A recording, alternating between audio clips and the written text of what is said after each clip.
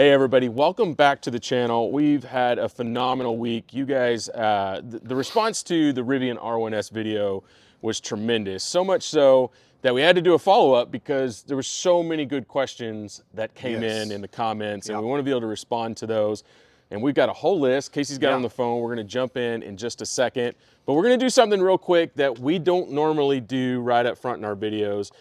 We are gonna ask that you subscribe to the channel, okay? Oh, yeah. It's a big deal. Yes. It really helps us grow the audience, and there's a whole lot of things that we wanna do with the channel that your subscription means a whole lot to us. So right down there, if you're on your phones, right down there, hit that subscribe button. Yeah. It would really help us out.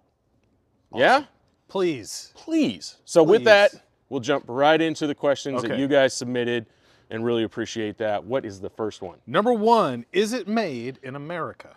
The Rivian R1S and the Rivian R1T are made in America, in Normal, Illinois. So Rivian bought an old Mitsubishi plant several years back, converted it over, and now they build all of their vehicles here in the USA. Yes. Okay, number two. Good question. This question is offensive, and I refuse to ask I know what's coming. Okay. But I love it. I can't get my spouse to put gas in a car. How will I ever get my spouse to plug it in? Wow. Okay. Well, I will tell you, when that question originally came in, it was not directed to my spouse. But, you know, in an effort to protect the submitter and protect ourselves, that's what we're going with. And yes, he's the submitter. Good luck. That's all I'm going to say. Good luck. It is definitely a challenge in this house and in many houses of folks that I'm aware of. So all I could say is let them get stranded once somewhere without any electricity or gas, and it might solve the problem. Although at that point, it very much becomes your problem. Question number three. Okay, now I like this one. There has been lots of drama about the third row. Which, there has been, both in our video and pretty much every video that has reviewed the R1S.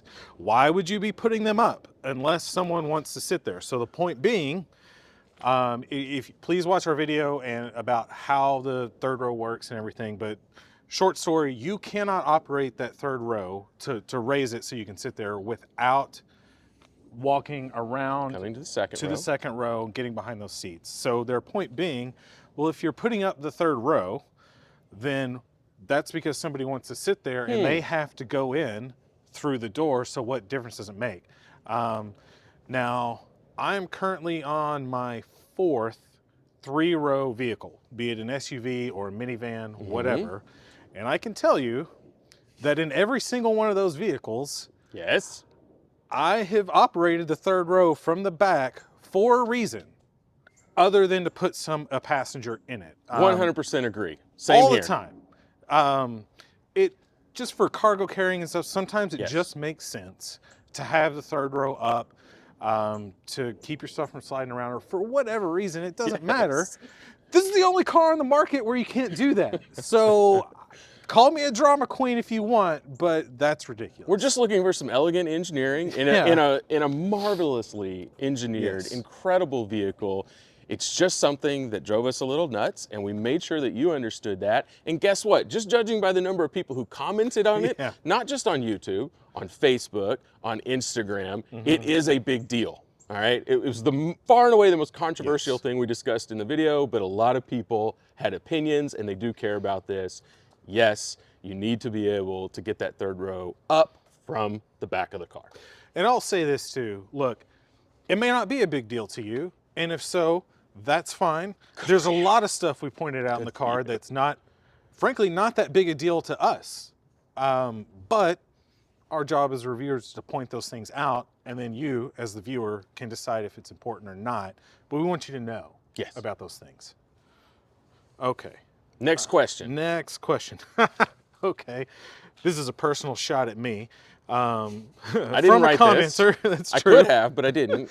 Why all the grunting getting in and out of the third row? It's not that hard. All right, hang on. Before he answers this, I have to caveat his answer. There's a lot of just grunting with just everyday life, all right? That's kind of his standard modus operandi. Deal with it. But in this specific case... Guilty as charged. Well, Look, yes, as I said to that commenter, I grunt getting out of the bed in the morning, okay?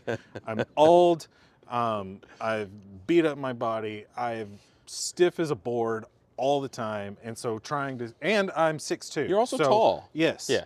So Almost trying too tall for the camera shot. Almost. Not so me. I'm trying good. to squeeze myself through that little thing, yeah, plus I've got a bad ankle and a bad knee. And Many that's other it. bad things. Yeah, so leave me alone. And I do want to point out, that's the reason that we put him in the third row. Right. All right. It's to punish me for your entertainment. Well, so you're welcome. It's the worst case scenario right here. Right. All right. That's why he goes back there, so we Yeah. can prove to you guys, is it easy or is it not? I can get in and out pretty easy.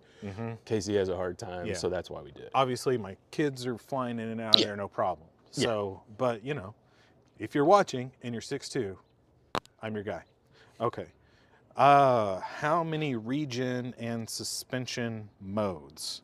Yeah. Two-parter. Yeah. So in both cases, there's really only two. All right. Regen, it's either really strong or it's normal. That's it. Okay. And same thing on the suspension. It doesn't matter which, are you in off-road mode or whatever. When they're talking about suspension settings, they mean, is it a firm ride or is it a soft ride? And there's really only those two options. There is different levels from a height perspective because it does have air suspension, so you can raise and lower the car multiple heights. But as far as suspension feel, it's firm or soft. There's just two. And there's not that many height settings, are there? I mean, it's kind there of off-road or not. Believe it or not, I think there's 2 levels to off-road height. So it goes into an automatic raise, and then you can go a little bit higher. You don't get any play at that top it's very height. firm, right? And that's so that's really just for like emergency situations. I need another couple inches of clearance. Right. And that's pretty common with any adjustable ride height off-road vehicle. That's true. That is one of the downsides to an air suspension. Once you get to that top of the travel, you don't have a whole lot of give. Yep. Right? Yeah. Good question. When will a larger battery pack be available? Supposedly it was going to be this year. I'm not all that optimistic. So there's 3 battery sizes for Rivian. At least that's what they've quoted publicly. They started out with what they call the large pack. That's what this is. Okay. 314 miles of range. There's supposed to be a kind of standard pack that's coming out later, and I think a 2-motor configuration. So you have like a rear-wheel drive 2-motor. And then there's the max pack, which is supposed to be 400 plus miles, larger pack, quad motor again. Sometime in the future, we'll get those variants, but you know, they're still ramping up production. They've got their hands full just getting these out the door, just shy of 25,000 units in 2022. And so when, stay tuned, we'll see. Okay. Oh, another 2-parter. So one, does it have a hitch? It does have a hitch, and should we just walk around and show them where that's at? Yeah, why not? Yeah, let's do that. I'll grab the camera. Let's go. We're going on a field trip. Okay. To be honest, I haven't actually seen it. I didn't look, but okay, I can already see the access panel. I'm assuming that's this right here. That's it right there on the back. Pop it out or not bother? Don't worry about it. But behind that is your hitch with a 7-pin.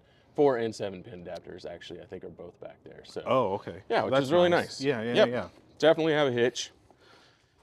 Okay, sorry, a little bit of a technical hiccup there, but so we're in the middle of the tow question. You said some testers have seen roughly a 40% reduction in range. That seems to be about normal. Obviously, heavy trailers, other conditions, it's going to go up, but about a 40% reduction. Yeah, and which you mentioned variables and trailer weight and all that, which is the reason that Rivian doesn't publish a separate range for towing. That's impossible.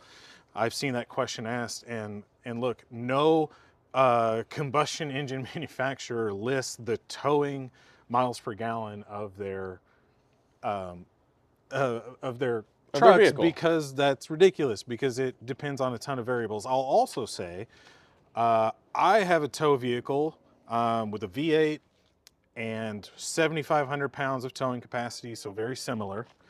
And I see reductions in miles per gallon of not quite 40%, but definitely in the mid to high 30s. Right. Depending on my driving style and the weight of the trailer. I'm also towing a trailer that's only like 3,500 pounds or something. So, you know, look, 40%, that's a lot, but is it really compared to a gasoline engine? Now, of course, the challenges of that range reduction are greater with an electric car than with a regular gas engine. Because of the charging network Right. and the need to be able to charge that thing up on your journey. And listen, we're going to talk about that in a future video. Just got done with a road trip in another EV this weekend. It was really my first experience out on the highways with range and with the charging infrastructure that's out there. And man, there really are some challenges. So we will cover that in a future video. Again, Stay tuned. Subscribe, and you'll get all of that. Maybe even smash it. We don't really recommend that, but a lot of smash it. channels do. Smash. It's up to It's you. fine. Fine. Next Okay. question.